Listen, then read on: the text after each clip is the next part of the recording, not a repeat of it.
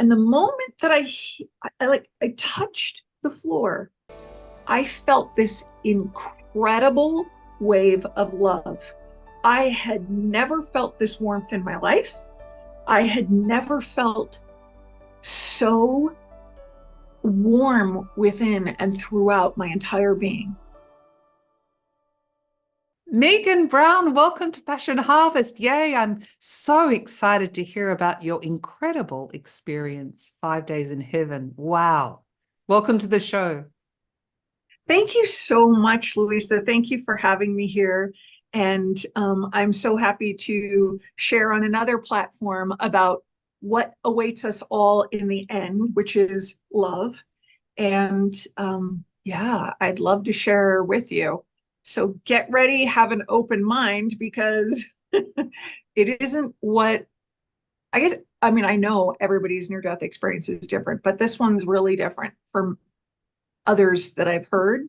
And there's just so much. So I better back up to being raised as a Catholic, raised in the Roman Catholic Church.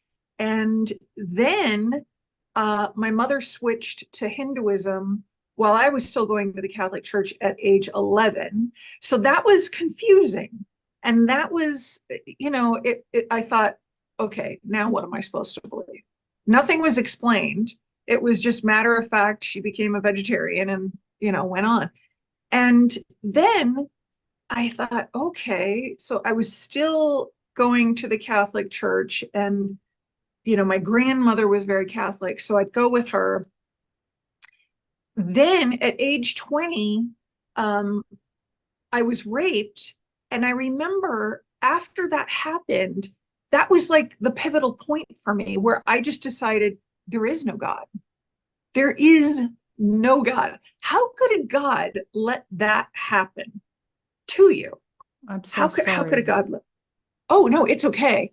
I give voice to it because I want other women to know, look, I have felt this. And maybe it helps another, man or woman who's been through this. Um, but I later, as an atheist, I got married, I had my son, and it was great. I was still an atheist, just doing the mom stuff and living my life. But one night, I'd come home from working out. I had my girlfriend over and her kids, and all of our kids were playing. And then it was bedtime. So they left. My son, he goes to bed. I go to bed, but I couldn't fall asleep. And I had this really bad stomach ache. And but it was pain. It was like another pain that I'd never felt before. So I'm not going to bore you with all the details of that because it is kind of lengthy what happens. But in a nutshell, I have to admit myself to the hospital. And then it took them hours at this particular hospital in a very small town who decided that I needed a gastroenterologist, and they didn't have one at that hospital. So they suggested that I be moved 52 miles away to a bigger city where they could take care of me there. And I was. So they diagnosed me with C. diff colitis. But I was being treated for that with the medication, but I was still having such horrible pain and I couldn't understand. And I kept telling this doctor, this hospitalist, I said, oh my gosh, it's moving and it's going into my back and da da da da. Well, I kept pressing the nurse's station, and finally the nurses stopped coming and I couldn't understand. So anyway, the hospitalist came in and he looked at me and said, I've given you 2 milligrams of morphine. I've upped you to 4 milligrams of morphine. I think you're a drug seeker. I was in complete physical shape, phenomenal shape, as a matter of fact. I couldn't believe this man was saying this. And I heard for the first time an instruction, and the instruction said, a voice said, make a scene, make it big, or you won't make it out. And I thought, who just said that? It's just me and this doctor, right? He didn't say it. So I thought, well, I'm in a Catholic hospital. Good news. I know how to make a scene here. And I did. And I fired my doctor. And he looked at me as though I was, kidding, or as though it was a drug-induced, state of mind decision that I was making. But that wasn't the case at all. I knew exactly what I was doing because the medication wasn't working for me. I was in so much pain. So he just stood there. And then I fired him again, and I made a bigger scene, and I rattled the bed rail of my bed, and my whole body was becoming paralyzed. I couldn't move my legs. I couldn't move anything, and I didn't know what was happening or why. And then a little while later, so he leaves, and a little while later, a nurse comes in, and then, I threatened to fire her if she didn't get me help. And then finally I got help. And the woman, hospitalist who walked in, she looked at me and she said, "Oh my God, has anybody checked your creatinine level?" And my little nurse looking through the notes, and she said no. So I was in kidney failure, is what was happening. And I had been in kidney failure at that point for about 4 days, 3, 4 days.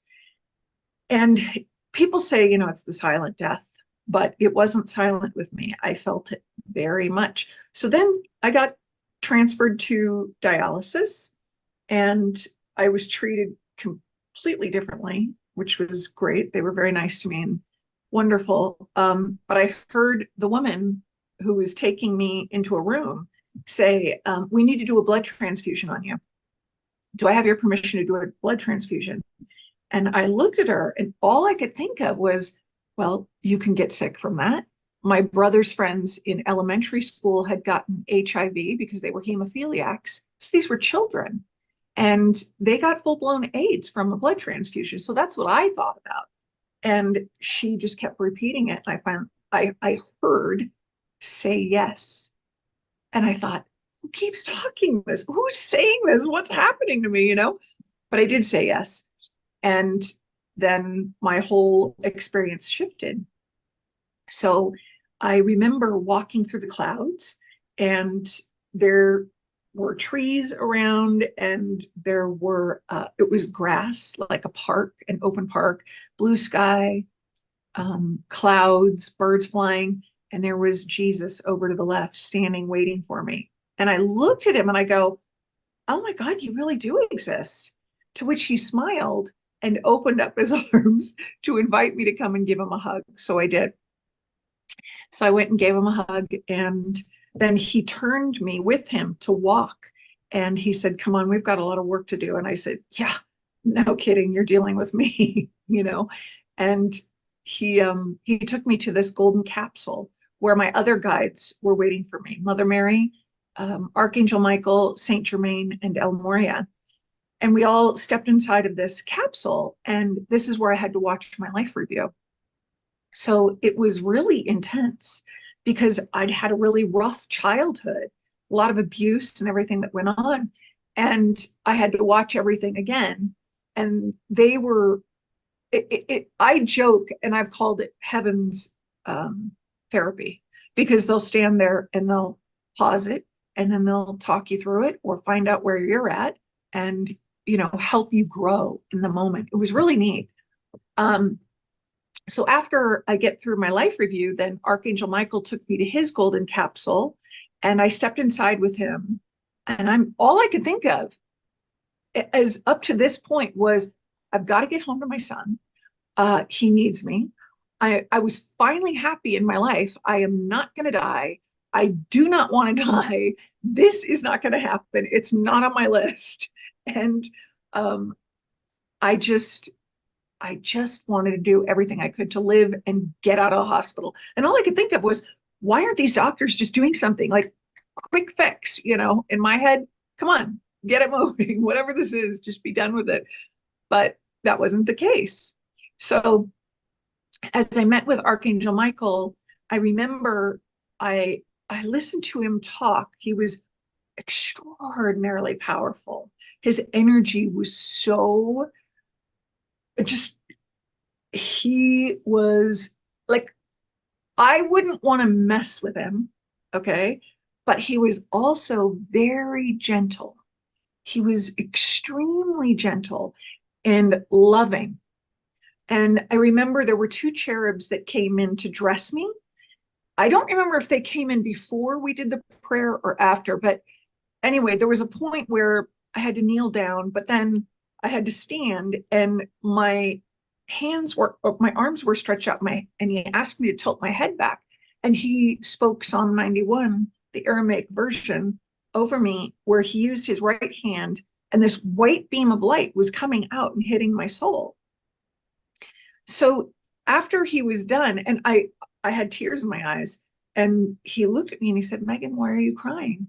And I said, because I've been so mean to you guys all these years. I didn't believe in any of you. I thought you were all a hoax. And I said all these different words. And he looked at me and very lovingly, and he said, I'm not here to judge you.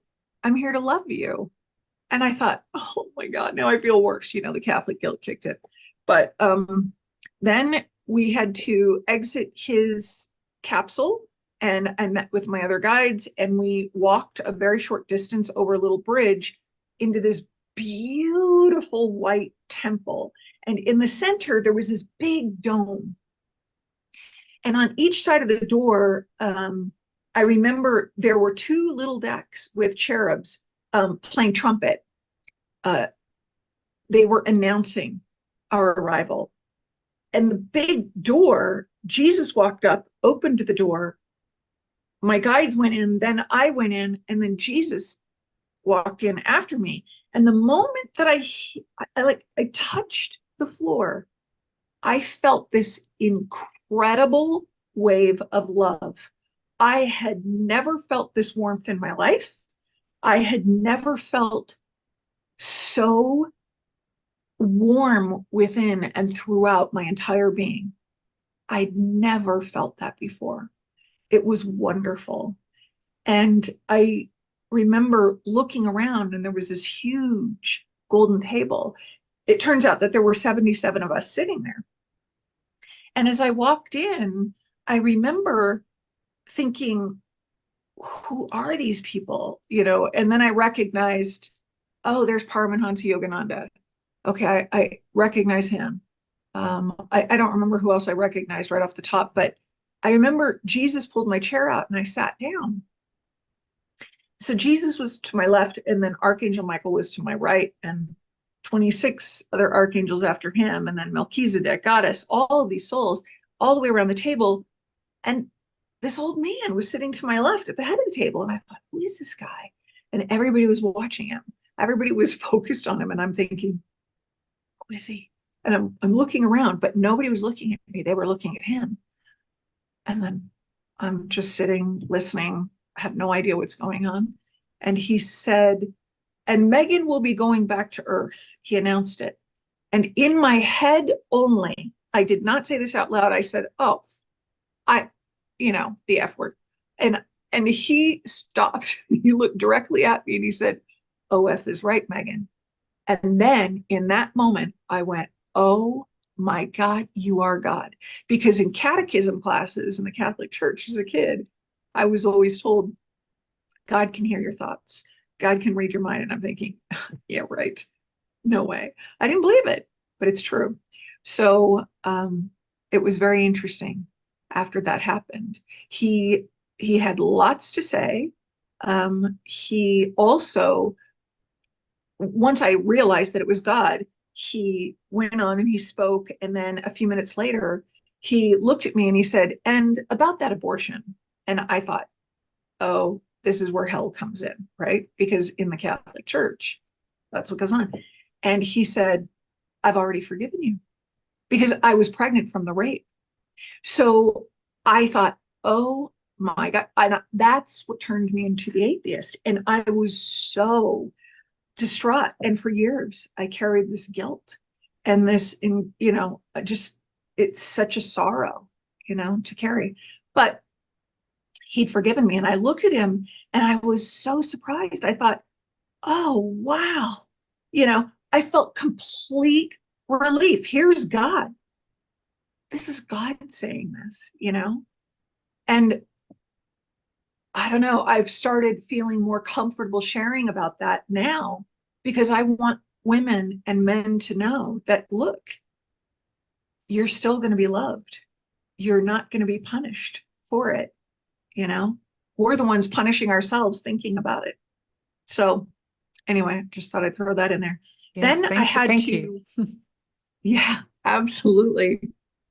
Then I had to walk around the table. I don't know how many times I had to walk around, but I know that every individual sitting at that table had a message for me. So I'll jump to Goddess because she was the first one that I remembered. And she looked at me, she was very gentle, and I stood next to her. Uh, Everybody sat while I walked around the table. I stood next to her and she smiled and said, Megan, it's okay to be yourself. We want you to be yourself. And I truly didn't know what that meant at that point. You know, I had grown up in such a way where I was never okay being myself. It just wasn't okay, you know, besides the religious restrictions, right? Like you feel a certain way and it's like, oh no, that you're going to hell, right? And then I don't know, I didn't know what that meant. So I looked at her and said, thank you. And she said, blessings received. So that's the way in which they say thank you in heaven because it's the highest vibration to say that. Then I remember sitting to her right was Sitting Bull, and then to the right of Sitting Bull was White Eagle. And I'd heard of White Eagle when I was a kid. My grandmother had given me this little book called The Quiet Mind, but I didn't know what he looked like. And here he was in this beautiful white headdress, and everybody was wearing white. And he looked at me and said, Megan, when you come across a white feather, I want you to ask yourself, are you doing or are you being? He said, it's not a tribal thing. And I'm looking at him like, how do I answer this? And he says, no. I don't want you to answer it. I just don't want you to forget it. And I've never forgotten it from the moment that he said it to me. It's been so clear, so clear. So then I remember, and I always go around and then go, oh yeah, because I'll remember other things, but I'll jump to God because I had to go all the way down the table to his end. And I remember he looked at me. He said, Megan, you're the driver of the car. I'm your passenger. You come to a fork in the road. He said, which way are you going to go, left or right? And I'm thinking, okay, is this a trick question? I didn't know, right? And he said, no. He says, there is no right or wrong. He said, any way you go, either way you go, I'm still your passenger. And I thought, wow, okay. So it was this moment that was the cheapest therapy or the most expensive therapy you could ever have in your life, where it really made sense. It finally made sense to me. And as I stood there, I remember just taking a moment and I thought, do I ask him? And I did. And I said, may I touch your left, or may I touch your cheek, is what I said. And he said, he smiled. And everybody was looking at me and they were all smiling. And he said, yes. And so I took my right hand and touched his left cheek. And then very gently, and then I pulled my hand back and I said, wow, now I can tell people I've touched the face of God. And he smiled. And it's so interesting because once after, because this happened in June this year, it'll be 17 years ago. So, you know, it's been a while, but the first time I shared that with somebody was a long time ago. And they told me, well, that's impossible. If you touch the face of God, then that means you died. And I thought, oh, well, no, but I'm not dead. And I did touch the face of God. But I thought, okay, well, that's a religious belief. I don't want to, I don't want to push people into thinking, well, that's not what I'm trying to do.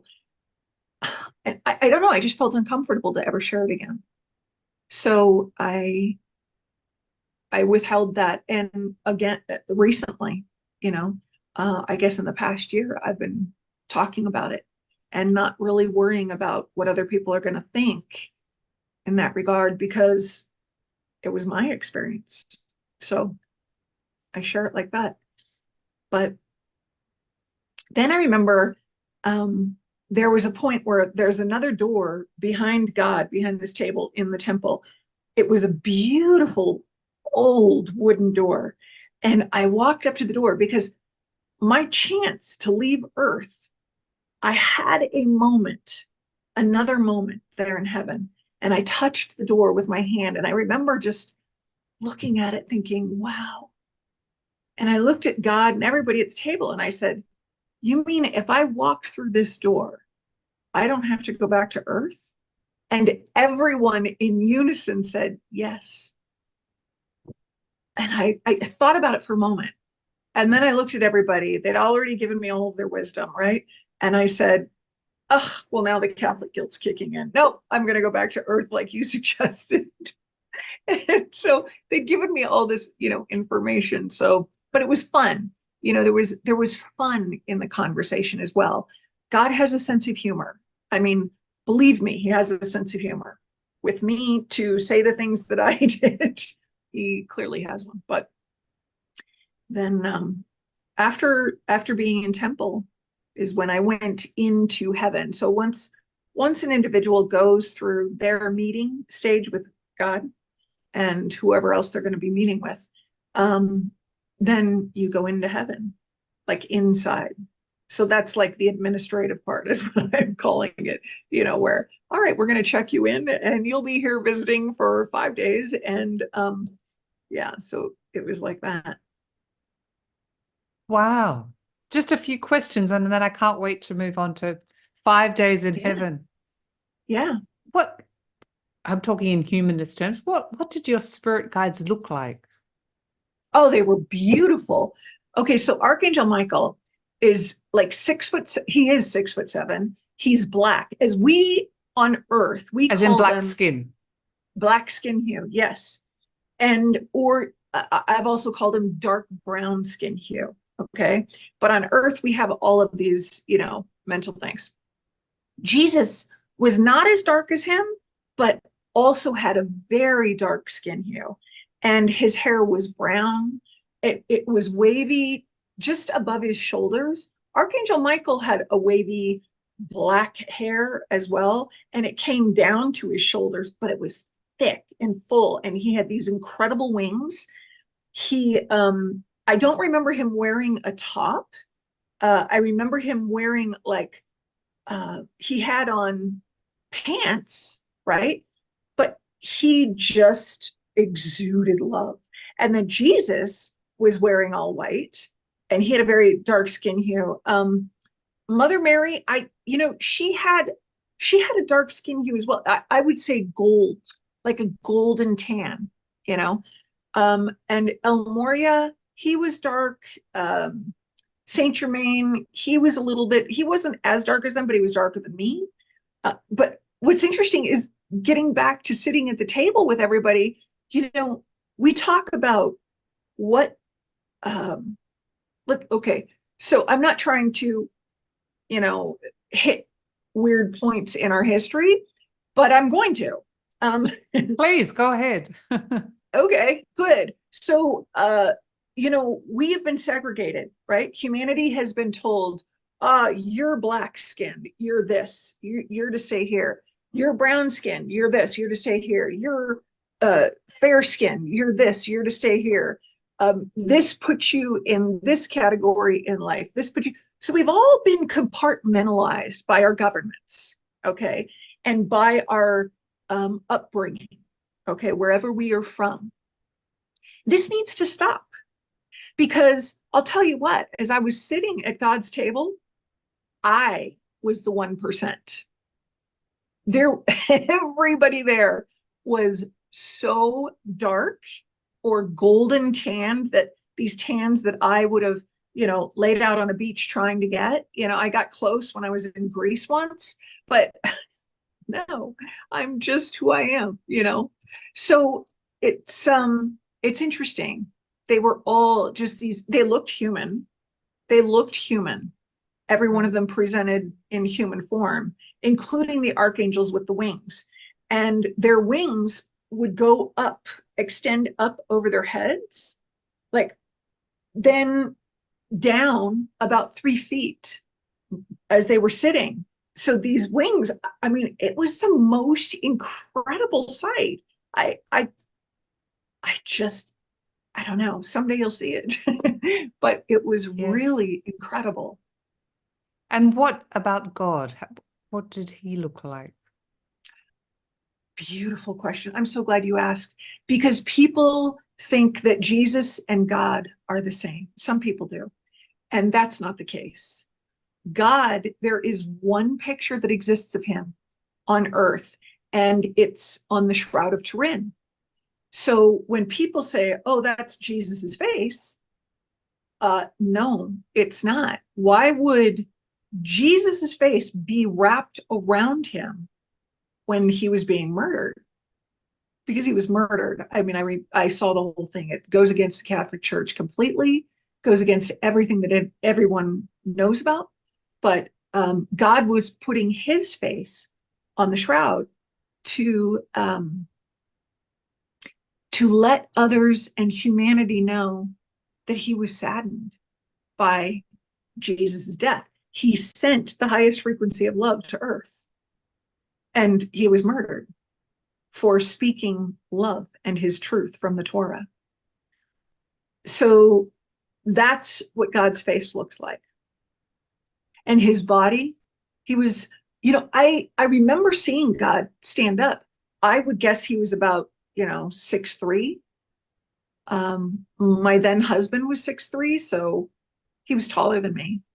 And he was wearing all white, and his stole. Everybody was, well, he and Goddess and myself were wearing stoles. I don't know if the rest of them were, but I know that the three of us were. So, I mean, such an incredible experience. So I have to move on to your heaven now. Okay. Yeah, sure. Um, while I was in heaven, I'll jump to like the main points because it can go on and on. And I want you to be able to ask questions. But there is one point that's very significant. As I was there in heaven, I remember Jesus wanted to talk to me again. And I was staying in this big purple tent. And he looked at me and he said, Megan, what seems to be uh, bothering you still? What are you still struggling with?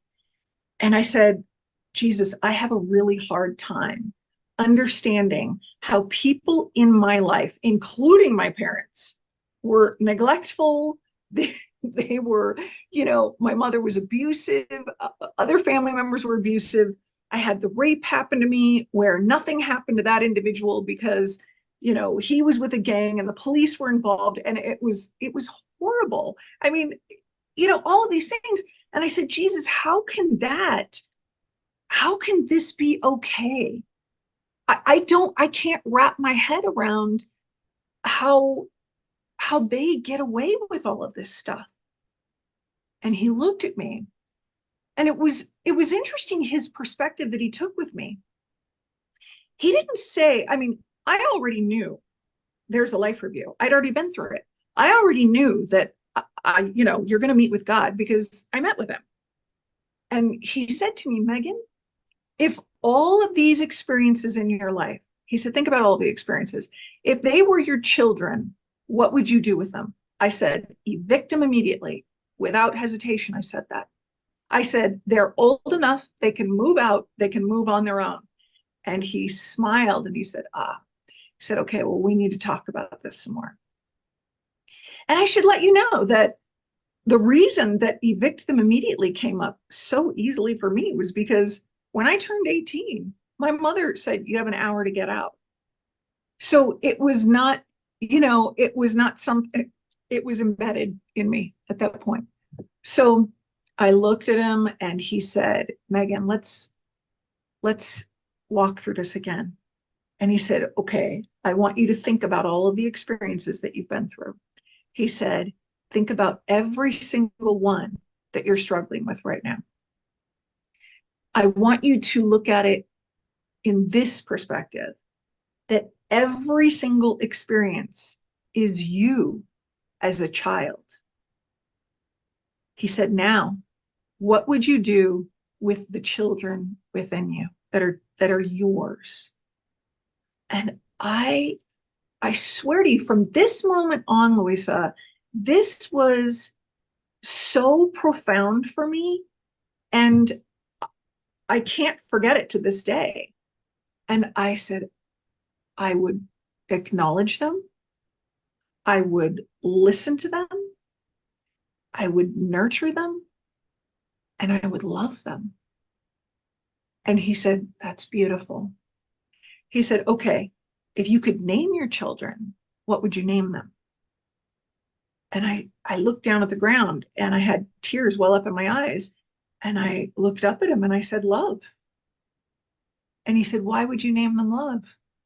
And I said, because it's love in every single moment, no matter what it is that's gone on in your life, bad, good, it's all love. Because before, well, I'll explain that in a second, but Jesus said, that's beautiful. He said, I think you've got it. But what I was going to say, interject at the wrong moment, was if we understood as a humanity that we have previous lives. I didn't believe in reincarnation until I got there because God told me I'd been reincarnated many times. And I thought, what? That exists? And it does. So we have built up all of these, like people say karma, right? So we've built up all of these situations and circumstances in our lives, and we have not cleared the situation, whatever it is, whether it be apologizing to somebody, whether it be like you killed somebody in your previous life. And look, we've all done each other in one way or another in previous lives. So it's coming to the recognition in our life now as a human that we are in all of these circumstances because we have karmic ties with these individuals. But the other thing that I'm going to throw in here that I have really come to believe and know because of my near-death experience, that last one, love is not being taught. When, one night I was looking up love. What does it mean to love? What is love?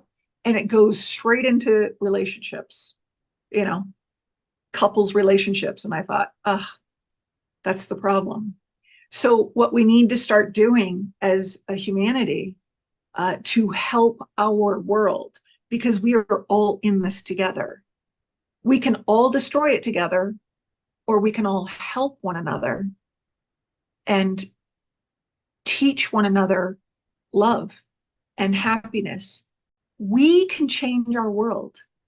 We really can. I believe that. Is it going to happen in my lifetime? Who knows? But we have the opportunity and we have the responsibility to set the tone for how our children and how our communities and how our world is going to perform in the future. I really believe that we need to talk about this more. Absolutely, and it definitely is all about love. Just backtracking, what's your advice for those that perhaps are watching this show that are suffering or struggling or in conflict, whatever scenario that may be? What is your advice for those people? Well, I don't know why Prophet Muhammad keeps coming in on this one, but I'm going to share with you to answer your question. Because this is about, so I grew up Catholic. I didn't know who Prophet Muhammad was until I got to heaven. And there he was sitting at God's table with many others. Okay. Mahatma Gandhi was there. Charan Singh was there, who I grew up with at age 11. He got put into my life. Kali was there, Vishnu, Lakshmi, Ganesh. All of these incredible souls were sitting there. But there was one moment I remember. So after the concert, Freddie Mercury, I'm a big Queen fan since age 11. I met him in heaven, and there was this whole concert that was done. And after the concert, we went to my tent, And there was a huge table, and all 27 archangels that were with me at God's table were at my table in this tent. And I remember Freddie Mercury was sitting across from me. Terry Kath was there. Rick James, Marvin Gaye, Buddy Rich, Ella Fitzgerald, Cole Porter, all of these souls were there. And all of a sudden, Prophet Muhammad walked in, and we all stood and bowed. And he indicated with his hands to be seated. He looked directly at me and just never lost focus with me. He said, I want you to go back and tell the world that I am praying for the Middle East. I am always with the Middle East, and I pray for everyone, meaning the world. So I looked at him, he gave me a moment, and he said more. And after that, I said, may I ask you a question? And he said, yes.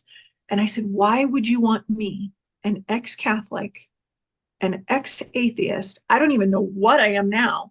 And I said, but I know nothing about you. I don't know anything. Why would you want me to go back and talk about you? And he said, I have my ways. And so that comes to mind when you ask me this question. And what I would like is for everyone to know that we were unified in heaven. We were unified. Every religious belief, okay, that these individuals represented, that I was surrounded by, they were all at God's table. They were all working together to keep love united. And they were sending me back with messages that were not just for me. They're for everybody. So I would hope, truly hope, and encourage people to take seriously the power of love. And people put so much into this power of religion, wars. You know, I mean, I'm trying to be careful so as not to say something that would be politically correct. I'm trying, but here's the key thing that God said to me. Jesus said it to me. Prophet Muhammad said it to me. Archangel Michael said it to me. Acceptance is synonymous with love. But that does not mean to just accept an individual because they believe something different. That means you accept everything that has happened to you because it's already happened. You can't rewrite history. Accept it as being love. It was a gift. So if we reconstruct our messages to our world and continue to work as a team together, I really do believe that we can, with dedication, we can make it different. We can make it different. Definitely. I'm just thinking, how do you, I mean, of course it's all about love, but how, through your experiences, for example, being raped, how do you translate that into love? That was tough. That was really tough. I was very angry about that. It took my near-death experience to come to peace with it. It took me 18 years to come to peace with it. That was not an easy acceptance at all. I was very angry. I was very resentful. I was angry not only at the guy who did that to me, but I was angry with the police department. I was angry with I was angry with my roommates who knew that it happened and wouldn't step up and come to my side, my aid in going and reporting it. I was angry about a lot of things. And it wasn't until my near-death experience when Jesus and I had that talk. That's why I mention it, because it took that for me to be able to surrender to the fact that, that needed to happen. Oh, and I did forget to tell one important thing that will help also to understand how I got to the peace with this. So as I was sitting at God's table way back at the beginning when I got to heaven, he looked at me and he said, you chose 3 lives in one. I said, what the F was I thinking? And he looked at me and he said, you didn't want to reincarnate. I said, that's real? That's when I found out reincarnation was real. And he said, oh, yes, you've been here many times. I said, come on. And he showed me the agreement that I signed before I was born, that I would live through all of the stuff, no matter what it was. And there's some gnarly stuff on there. And I had to live through that in order to have this be my last life. So this once is your I leave, last one. yes, thank You're God. not coming back. No, thank God. No, but before I leave this life, I have the obligation and I have the responsibility to spread the words of love and to spread the messages from heaven that were not just for me, to everybody else, because there is so much. And, I have, in previous interviews, I've like spoken and spoken, like every little thing that's happened in heaven. And then I think, well, people are just saying, oh, look, she's over the top. She's exaggerating. She's name dropping. She's lying. I mean, people are, and I'm going, no, that's not it. My life, if you knew my entire life, you would understand why this happened the way it did in heaven. And there's just not enough time to talk about that. So that's what So I struggle with that. No, that's fine. Look, you can say anything on this show. It's your belief or from your experiences that we definitely choose an incarnation. It's a choice.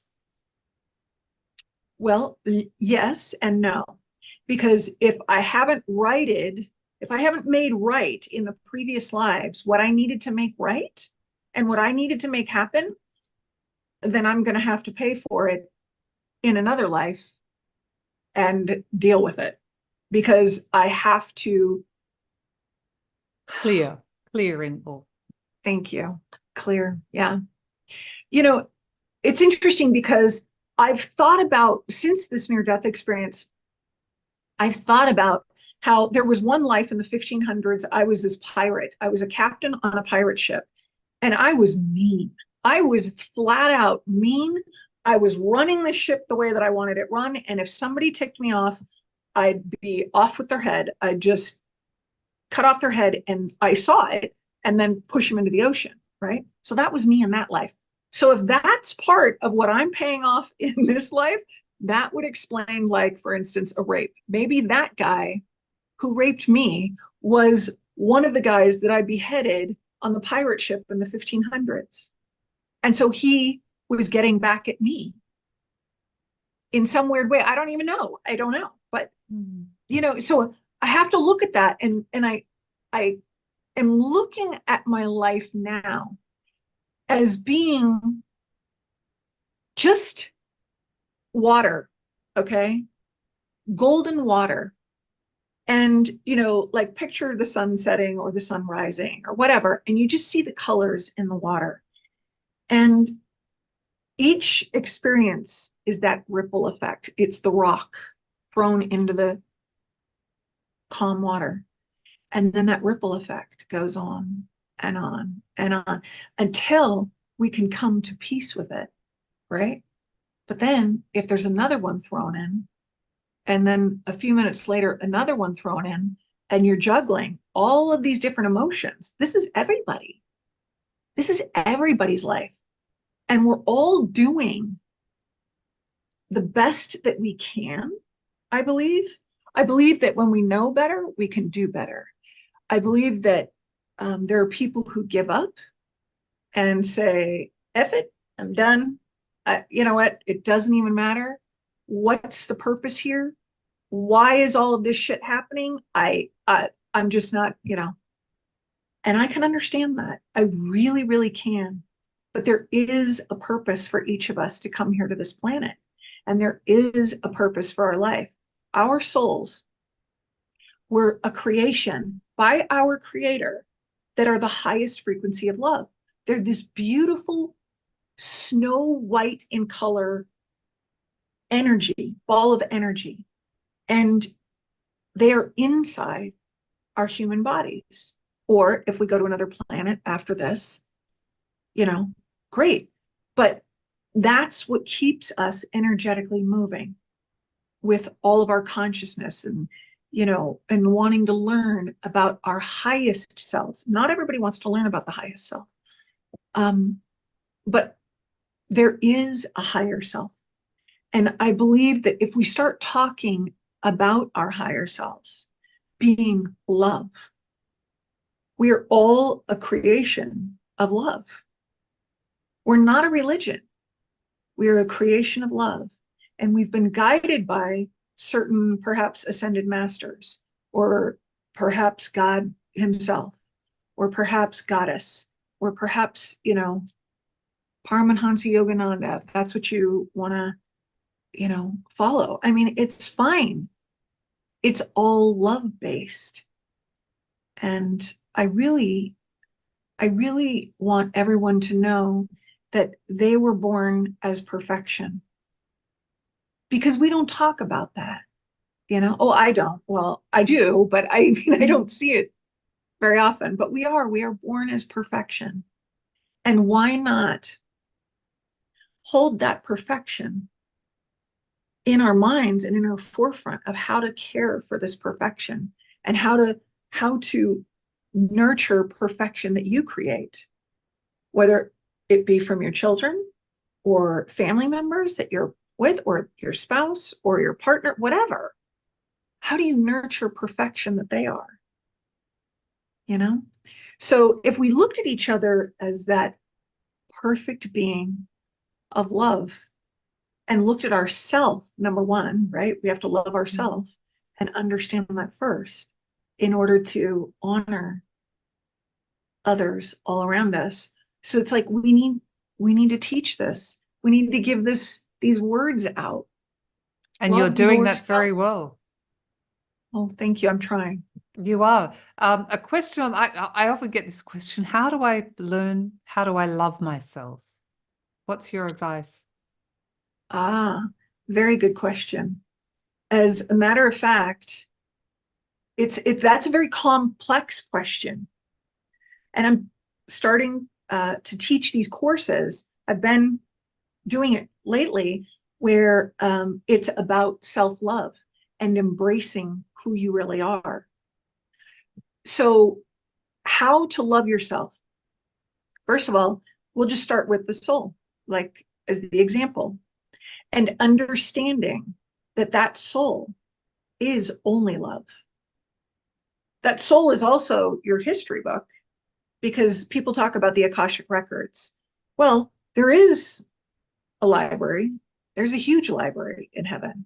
And maybe that's what they mean, the Akashic records.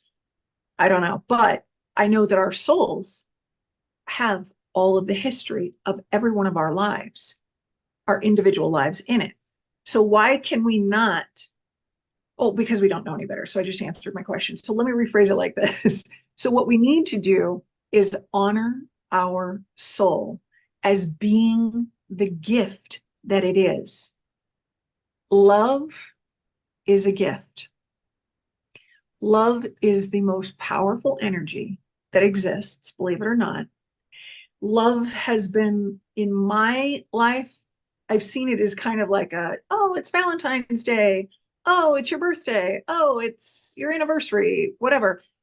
Oh, that's where love comes up and da da da. When every single day needs to be looked at as a birthday. Every single day needs to be looked at as this birthday gift. I, as a soul, as the highest frequency of love, I have the opportunity to gift somebody with my love.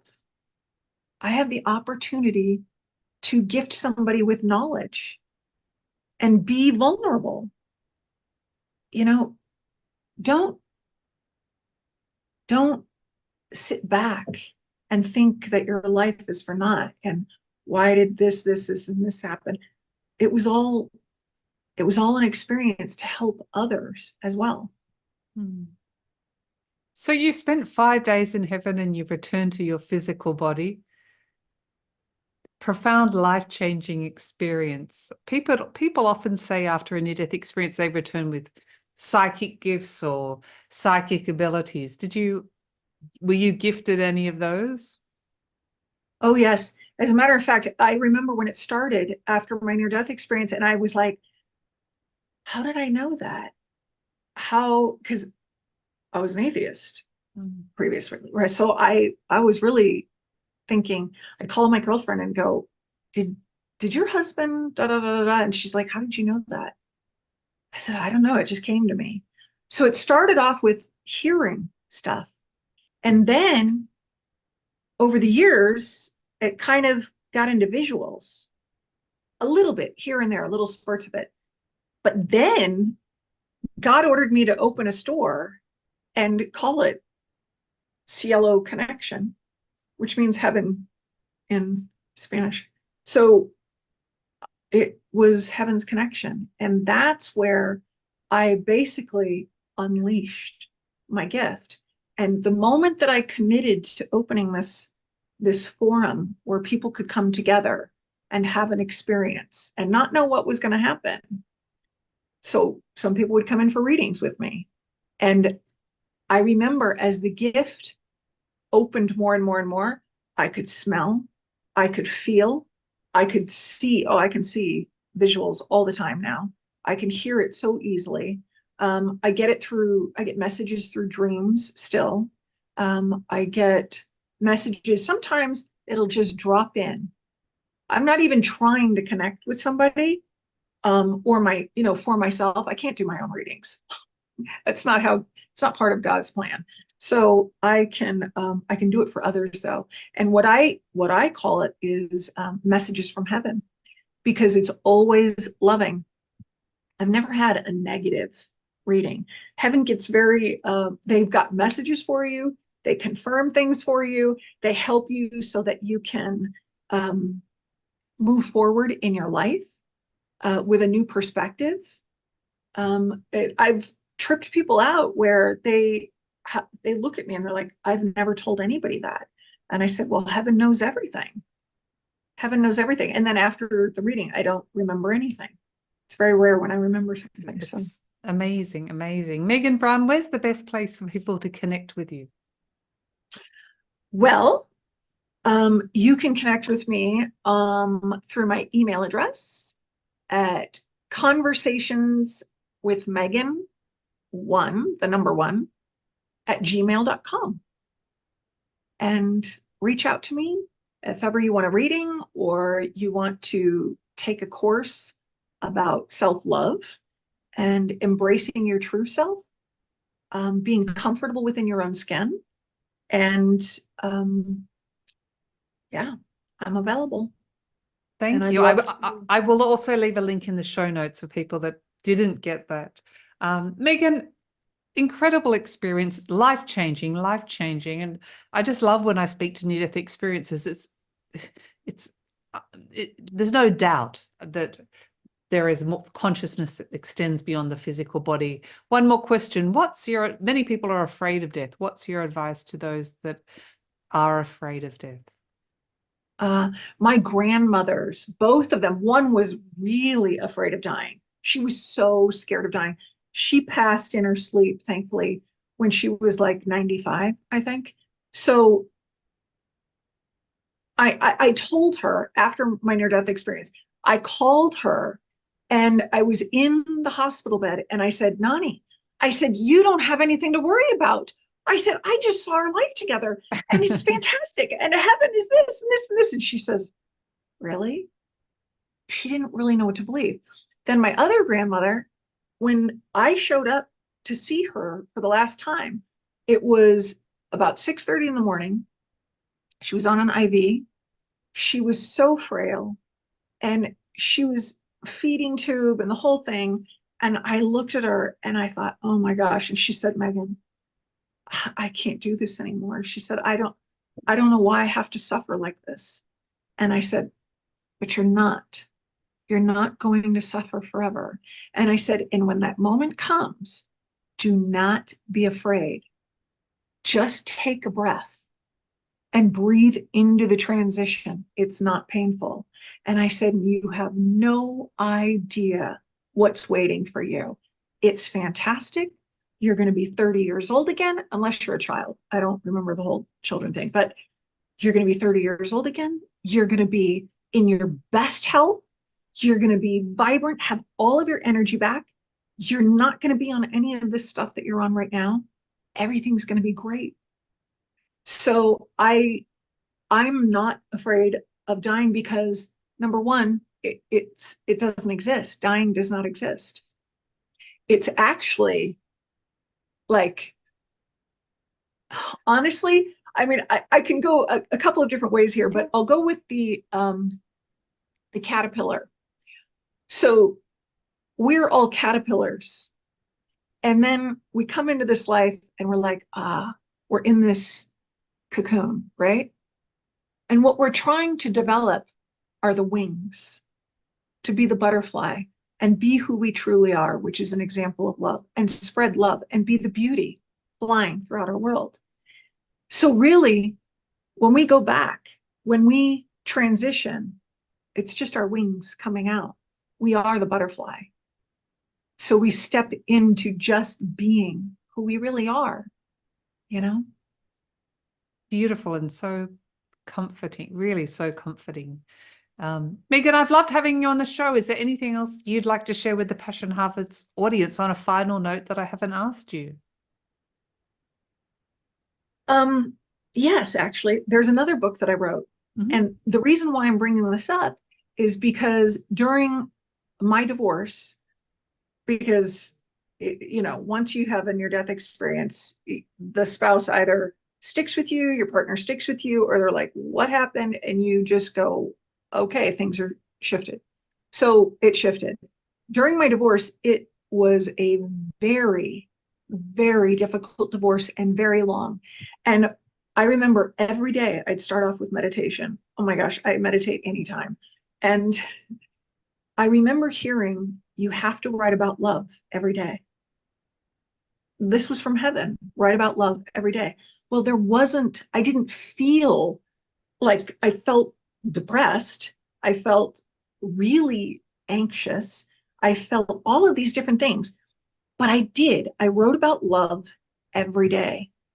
And what I did was I kept all of the poems and little stories and mind thoughts that I was having, because it's just a compilation of stuff. There's nothing, it'd be a great bathroom read.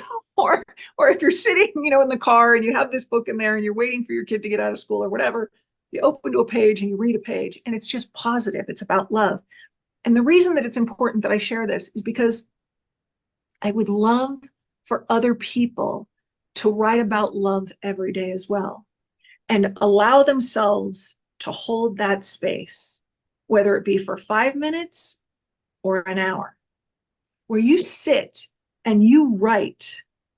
You don't have to be an author. You just sit and write something, create a story of love, create a story, and pay attention to what it does to your soul and your mind and how your body starts to feel as you do it. It's an amazing experience. I didn't understand what heaven was doing to me. They were conditioning me to understand a different form of getting through difficult situations. And if you can sit in those moments and remember back to like good moments in your life, that also helps bring you into a moment where you're like, oh, okay, I can release and just be in this love container for this amount of time that I've allotted for myself. And I'm going to put it down on my computer or write it on paper or whatever it is, but celebrate love in some way every day. So anyway, my book's called Love's Recipes, and that's what I did. But I encourage others to just sit down and do the same thing, because look, we all have a difficult, life. It doesn't matter who we are. We all have difficult situations. And in those situations, if we learned to process those situations and work through those situations in a different way, it can make our lives a lot easier, and we can help others do the same. Congratulations on the book and wonderful advice. Just a question, final question, one more question. When you say write about love every day, for example, would an individual write about my experience of love, or I love my dog and this is how it makes me feel? Is that what you mean when you say write about love every day? Okay, so one day there is a beautiful, I mean, there's one poem that is absolutely my favorite, and it's called The Power of One. That doesn't have to do with the dog, it has to do with love. And when you read it, somebody could say, oh, wait, it almost alludes to being in love with somebody, right? But really, what it meant to me was what it was that I visualize love as being for me, how it can transform me. Right. And so I put my headspace in, okay, what does love feel like for you, Megan? What do you want love to be? And then I sat down and just wrote, and boom, it just came through me. And there was another time where I sat down and wrote about, I remember this one story where it's about, I had this little bird, and this actually happened when I was a kid. So I found this little bird whose mother, I actually found three little birds, and they were all baby birds. Mother was trying to teach them to fly, and they all got hurt, and so I took care of them. And I remember taking the little bird, the first little bird, I walked him to the veterinary hospital. I didn't have any money, and I wanted to help this little bird. And so I created this story of love about the bird, of what happened to me when I was a kid. So I'd reflect back on good moments, or just, talk about what I want the world to be at, where I want the world to be at, how I would love for the world to love one another and accept one another. So it's a bunch of different things. I mean, yeah, I can write about my dog. Actually, my dog's picture is in that book. I love my dog. I love my dog too. Yeah. Well, wonderful advice. Megan Brown, thank you so much for being on Passion Harvest and sharing your incredible experience in heaven and, gosh, those incredible masters that you encountered. Thank you very, very much. Oh, you're so welcome. And thank you so much for having me on your show and allowing me to talk about heaven. I really enjoy it. Thank you. It's my pleasure. Bye-bye. Bye.